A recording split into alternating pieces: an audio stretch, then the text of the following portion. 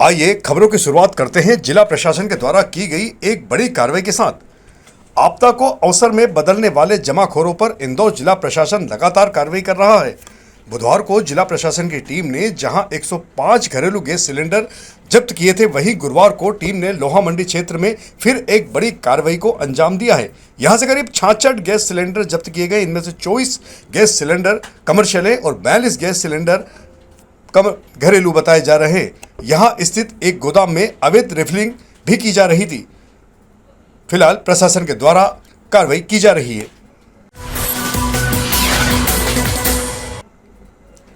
इंदौर के चिड़ियाघर में एक बार फिर शेरों का कुलमा बढ़ गया है। शेरनी मेघा ने पुनः अपने परिवार को बढ़ाते हुए 3 बच्चों को जन्म दिया है। फिलहाल तो तीनों बच्चे स्वस्थ, मस्त और खेलते कूदते नजर आ रहे हैं। इन 3 मेहमानों के संबंध में चिड़ियाघर प्रभारी डॉक्टर उत्तम यादव ने जानकारी देते हुए बताया कि हमारे चिड़ियाघर का यह सौभाग्य है कि इस चिड़ियाघर में अब तक शेर शेरनियों के 13 से अधिक बच्चों का जन्म हो चुका है, जो एनिमल एक्सचेंज प्रोग्राम के लिए बहुत सार्थक साबित होंगे।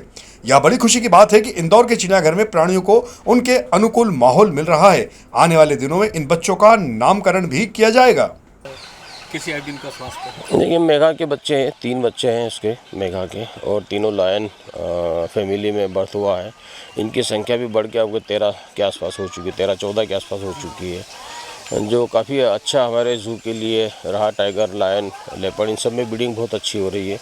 संख्या लगातार इनकी बढ़ती जा रही है। कहीं कहीं हमारे लिए एक्सचेंज प्रोग्राम के लिए काफ़ी बेनिफिशियल रहेगा। कितना समय के हो गए सर ये अभी करीब 15 दिन के हो गई है और काफ़ी तंदुरुस्त है, अच्छी ग्रोथ भी कर रहे हैं। तो ये 3 हुए थे कि इससे अधिक भी हुए थे?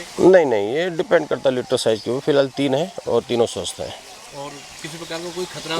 नहीं, बिल्कुल नहीं, बिल्कुल शांत है, अच्छे से माहौल में जी रहे हैं। क्या उनका कोई नाम वगैरह भी रखा है? नहीं, अभी नहीं, थोड़े बड़े हो जाएंगे, फिर उनका जेंडर आइडेंटिफिकेशन होने के बाद फिर नामकरण करेंगे। उनका परवरिश सही होगी या कहीं और? नहीं, यहीं पे मदर करेगी। जी। दोनों बच्चे? हाँ, यस, बिल्कुल। डॉक्टर उत्तम यादव, इंचार्ज इंदौर जू। Thank you.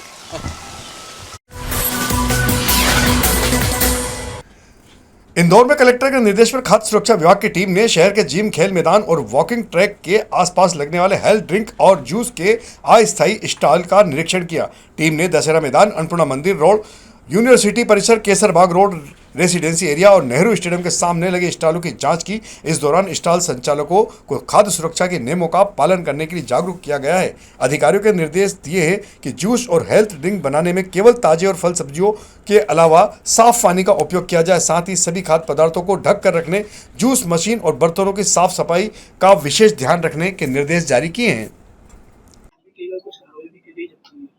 देखिए, माननीय मुख्यमंत्री जी के निर्देशानुसार जो हमारी जो फूड क्वालिटी है उसको हम लोग बेहतर करने का निरंतर प्रयास कर रहे हैं। जो भी मिलावटखोरी के प्रयास करते हैं ऐसे लोग, उन पे सख्त कार्रवाई करते हैं, उनके संस्थानों को सील करते हैं, सामानों को जब्त करते हैं। और हम रेगुलर पूरे मार्केट में सैंपलिंग करा रहे हैं। अभी हमने होली के दौरान भी विशेष होली सुरक्षा अभियान चलाया था, जिसमें हमने बहुत सारी मिठाइयों की सैंपलिंग की थी। क्योंकि ये विषय कई बार आया कि स्वास्थ्य की दृष्टि से बहुत सारे लोग जब मॉर्निंग वॉक करते हैं तो जूस और अंकुरित चने और मूंग का इस तरह का सेवन करते हैं। तो ऐसी सभी जगहों पे भी साफ सफाई रहे, ताजे फलों का उपयोग हो, ताजी चीज़ों का उपयोग हो। तो एक साफ सफाई की दृष्टि से हमने जो FSSAI के नॉर्म्स है उसके अनुरूप हमारी टीम ने रेगुलर चेकिंग करी। सभी लोगों को निर्देश दिए गए जो ऐसे वेंडर्स थे कि भाई आप इन सभी नियमों का पालन करें। तो सैम्पलिंग भी की गई है और हमारा प्रयास यही है कि हमारे सभी इंदौर वासियों को स्वच्छ और बढ़िया खाना मिले और मानकों के हिसाब से मिले। तो उसी के लिए पूरा प्रयास था। तो हम लोग अभियान इंदौर नगर निगम की मेयर इन काउंसिल यानी कि MIC की अहम बैठक में इंदौर शहर के विकास से जुड़े कई महत्वपूर्ण फैसले लिए गए। बैठक में साफ किया गया कि इस साल का निगम बजट इसी महीने के अंत तक पेश किया जाएगा और इसे शहर के विकास के लिए मील का पत्थर बनाने की भी तैयारी है। MIC में निगम की जमीनों को फ्री होल्ड लीज पर देने के प्रस्ताव पर भी चर्चा हुई, लेकिन सर्वसम्मति से इसे आगे नहीं बढ़ाने का निर्णय लिया गया। नगर निगम ने साफ किया है कि संपत्तियां बेचकर आय बढ़ाने का कोई इरादा नहीं है, बल्कि PPP जैसे मॉडल के जरिए राजस्व बढ़ाने की योजना पर जोर दिया जाएगा। बैठक में शहर की 6 पार्किंग के टेंडर भी स्वीकृत किए गए। सरवटे क्षेत्र की पार्किंग का प्रस्ताव भी पास हुआ। तुलसी नगर सड़क निर्माण के टेंडर के अलावा और भी बहुत से कार्यों को मंजूरी प्रदान की गई। नगर निगम इंदौर का वार्षिक बजट इसी माह के अंत में प्रस्तुत किया जाएगा, जिसको लेकर आज MIC में बहुत विस्तृत चर्चा हुई है और सभी MIC के साथियों पर उस पर सुझाव भी लिए गए हैं। आने वाला बजट मूलभूत सुविधाओं की दृष्टि से मील का पत्थर साबित होगा। दूसरा, आज के इस बजट में नगर निगम की स्वयं के स्वामित्व की कुछ ज़मीनों को फ्री होल्ड लीज पर उपयोग देने के लिए चर्चा हुई थी और सर्वसम्मति से अभी इस प्रकार के किसी भी प्रस्ताव पर आगे नहीं बढ़ने की हमारी सहमति बनी है। भविष्य में आत्मनिर्भर नगर निगम बनाने की दृष्टि से PPP मोड पर CSR और अन्य सुविधाओं की दृष्टि से मार्केट्स को डेवलप कर रेवेन्यू जनरेशन पर चर्चा हुई है।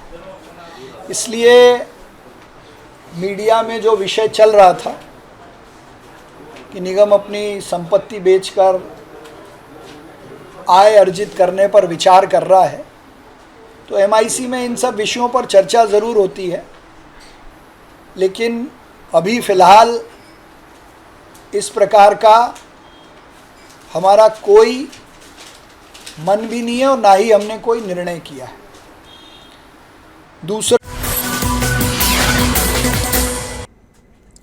खस्ताहाल इंदौर नगर निगम आगामी 14 मार्च को होने वाली राष्ट्रीय लोक अदालत में टैक्स वसूली के लिए अलग अलग तरीके से प्रयास कर रहा है। निगम के अधिकारी और कर्मचारी ढोल नगाड़ों के साथ कुछ कॉलोनी में पहुंचकर लोगों को पीले चावल देकर लोक अदालत में टैक्स जमा करने के लिए आमंत्रित कर रहे हैं। इसी कड़ी में गुरुवार को नंदानगर जनता स्टेडियम ग्राउंड, आदर्श मौलिक नगर और रविदास नगर सहित कई क्षेत्रों में जन जागरण अभियान चलाया गया। जोन क्रमांक 6 के वार्ड क्रमांक 22 और 24 सर्वहारा नगर क्षेत्र में भी सूची पोस्टरों के माध्यम से लोगों को जानकारी दी जा रही है। निगम का उद्देश्य है कि अधिक से अधिक करदाता लोक अदालत का लाभ लेकर अपने बकाया कर का निराकरण कर सके। आयुक्त महोदय द्वारा निर्देशित किया गया है कि अपने अपने वार्डों में लोक अदालत के अंतर्गत बकायादारों के ऊपर कार्रवाई करना है। शायद साथ में ही उन्हें यह बताया जा रहा है कि 14 तारीख को लोक अदालत है। 14 तारीख को जो लोक अदालत है वो इस साल की आखिरी लोक अदालत है और फाइनेंशियल ईयर की। इसमें जो हम बकायादार जितने भी उसमें 1 लाख रुपए वाले के ऊपर कार्रवाई कर रहे हैं, 50,000 वाले के ऊपर कार्रवाई कर रहे हैं और साथ में पेम्पलेट और पीले चावल बांट रहे हैं। अभी नई प्रथा चालू करी है हम लोगों ने। हमारा वार्ड जो है 6 नंबर वार्ड जोन आता है, उसमें वार्ड आते हैं 22, 24 और 25। इसमें सरवारा नगर, लव कुश आवास विहार, रविदास नगर और आदर्श मौलिक नगर और नंदा नगर और नंदा नगर स्टेडियम ग्राउंड पे आज हमारे द्वारा कार्रवाई की गई। साथ में हमारे द्वारा इनकी बकायेदारों की सूची भी पोस्टर के माध्यम से चौराहे पे लगाई गई। नागरिकों को कोई छूट? इंदौर में गर्मी की शुरुआत के साथ ही कूलर और एसी की कीमतों में बढ़ोतरी देखने को मिल रही है। मार्च के शुरुआती दिनों में ही तापमान बढ़ने से इन उपकरणों की मांग भी बढ़ गई है, लेकिन इस बार ग्राहकों को ज्यादा कीमत चुकानी पड़ रही है। इलेक्ट्रॉनिक्स व्यापारियों के अनुसार अंतर्राष्ट्रीय स्तर पर कच्चे माल की कीमतों में वृद्धि इसका मुख्य कारण है। कूलर और एसी के निर्माण में उपयोग होने वाले प्लास्टिक के दाने, कॉपर और एल्यूमिनियम महंगे हो गए, जिसके कारण कंपनियों ने अपने प्रोडक्ट के दाम बढ़ा दिए। इसके अलावा सप्लाई चेन भी पूरी तरह से सामान्य नहीं होने से बाजार में मांग और आपूर्ति के बीच अंतर बना पड़ा है। बिल्कुल हो रहा है सर। पहली बार इस साल गर्मी पहले ही स्टार्ट होती है। नॉर्मली होली के बाद रहती थी, तो मार्च में 25-26 अप्रैल के बाद आती थी। इस टाइम फर्स्ट वीक में है, तो गर्मी का इम्पैक्ट ज्यादा है और इस टाइम टेम्परेचर भी अच्छा है और ड्यू टू ये वार के कारण प्राइसेस में वेरिएशंस काफी आए। जैसे प्लास्टिक का मटेरियल की बात करें तो उससे कॉस्टिंग ड्यू टू पिछले 10-15 दिन के अंदर वेरिएशन कॉस्टिंग में 300% की ग्रोथ है। नॉर्मल पहले प्लास्टिक आना आपका 70-80 रुपए था, आज 180-200 रुपीज कॉस्ट है। तो कूलर की प्राइसेस में भी काफी अच्छी प्राइस बढ़ी है। नॉर्मली 10 से 12% की ग्रोथ देखने को मिल रही है मार्केट के अंदर। मटेरियल की शॉर्टेज अभी से स्टार्ट हो गई है, प्लस कूलर के साथ एसी में भी प्रोडक्शन में की प्रॉब्लम आ रही है कि मटेरियलिस्टिक इनका भी जो भी स्टील और कॉपर है उसके प्राइसेस में वेरिएशंस काफी अच्छे हैं। प्राइसेस में अच्छी ग्रोथ है, मटेरियल की अभी से ही शॉर्टेज होना स्टार्ट हो चुकी है। कितना बड़ा है, दामों में सर कितना 8 to 10% नॉर्मल है। उसके बाद भी जो आगे के सीरीज दिख रहे हैं हमको, जैसे हम कंपनी से बात करें या स्टॉक से बात करें, तो ये प्राइजेस जब तक स्टॉक अवेलेबिलिटी है या कंपनी की प्रोडक्शन की बन रही है तब तक ये प्राइजेस है। उम्मीद ये है, बता रहे हैं कि आगे पीछे से स्टॉक के लेवल पे की प्राइस और सैचुरेट बढ़ सकती है।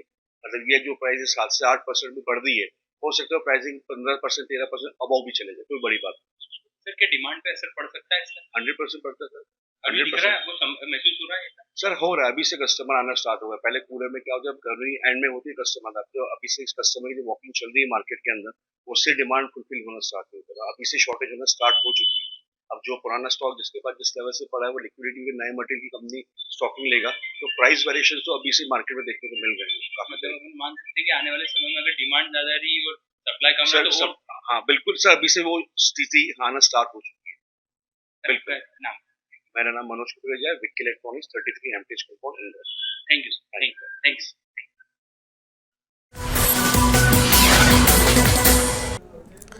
इन दिनों गर्मी के तेवर अभी से बढ़ने लग गए। हालांकि अभी तो ग्रीष्म ऋतु की शुरुआत मानी जा रही है। मार्च के प्रथम सप्ताह में ही इंदौर जिले में 38 डिग्री तापमान दर्ज किया जा चुका है। वहीं सर्वाधिक तापमान धार और रतलाम में दर्ज किया गया, जो कि 40 डिग्री पर पहुंच चुका है। यही हाल प्रदेश के अन्य जिलों का भी है। हालांकि सीधी, सतना सहित कुछ अन्य जिले ऐसे हैं जहां 35 से 36 डिग्री का आंकड़ा है, लेकिन जल्द ही यहां भी गर्मी बढ़ने के आसार बताए जा रहे हैं।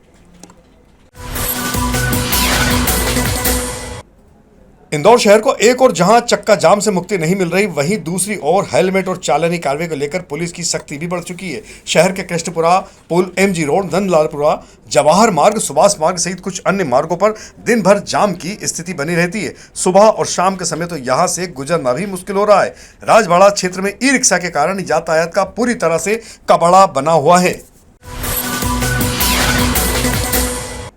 इंदौर में हेलमेट जागरूकता अभियान। इंदौर सड़क सुरक्षा को लेकर पुलिस कमिश्नर के द्वारा हेलमेट पहने सुरक्षित रहे अभियान लगातार चलाया जा रहा है। पुलिस आयुक्त संतोष कुमार सिंह के निर्देश में पलासिया चौराहा पर 23वां जागरूकता कार्यक्रम आयोजित किया गया। इस दौरान नियमों का पालन करने वाले और जरूरतमंद दोपहिया चालकों को हेलमेट वितरित किए गए, जबकि नियम तोड़ने वालों का चालान कर उन्हें सुरक्षा का महत्व भी समझाया गया। अब तक 23 कार्यक्रमों के माध्यम से लगभग 3700 से अधिक हेलमेट बांटे जाने की बात सामने आई है। इंदौर पुलिस कमिश्नर संतोष कुमार सिंह के निर्देश पर वरिष्ठ नागरिकों की समस्याओं के समाधान के लिए सीनियर सिटीजन पुलिस पंचायत संचालित की जा रही है। पुलिस आयुक्त संतोष कुमार सिंह के मार्गदर्शन में हर बुधवार काउंसलिंग होती है। हाल ही में प्राप्त प्रकरणों में से 5 का समाधान कर दिया गया, जबकि अन्य मामलों में अगली सुनवाई तय की गई है। इंदौर में यातायात व्यवस्था को सुचारू बनाने के लिए यातायात पुलिस ने नो पार्किंग के खिलाफ सख्त अभियान चला रखा है। पुलिस आयुक्त संतोष कुमार सिंह के मार्गदर्शन में चारों जोन की पेट्रोलिंग टीमें लगातार कार्रवाई कर रही है। पिछले 20 दिनों में 3750 वाहनों पर व्हील लॉक लगाकर कार्रवाई की गई। Kalani Nagar, airport road, Vijaynagar, MG road, Rajwada, Sarafa सहित कई व्यस्त बाजारों और मुख्य मार्गों पर लगातार निरीक्षण किया जा रहा है। टीमों ने PA system, crane, wheel lock और पीओएस मशीन की मदद से लगातार कार्रवाई की है। साथ ही हजारों वाहनों को अनाउंसमेंट कर हटवाया भी, ताकि यातायात व्यवस्थित हो सके।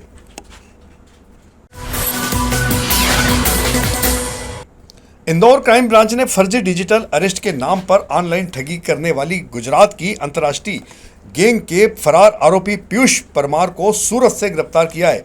एसीपी राजेश दंडोतिया ने जानकारी देते हुए बताया कि गैंग ने इंदौर के एक 41 वर्षीय रिटायर्ड सिटीजन को पुलिस व सीबीआई अधिकारी बनकर धमकाया और सुप्रीम कोर्ट के फर्जी दस्तावेज भेजकर उसे डराया था। आरोपियों ने जांच के नाम पर पीड़ित को चमकाते हुए अलग अलग रूप में 40,70,000 रुपये ट्रांसफर करवा लिए थे। मामले में पहले ही गुजरात के 2 आरोपियों को पकड़ा जा चुका है। पुलिस ने ठगी से जुड़े 23 बैंक खाते भी फ्रीज किए हैं और गैंग के अन्य सदस्यों की सरगर्मी से तलाश की जा रही है।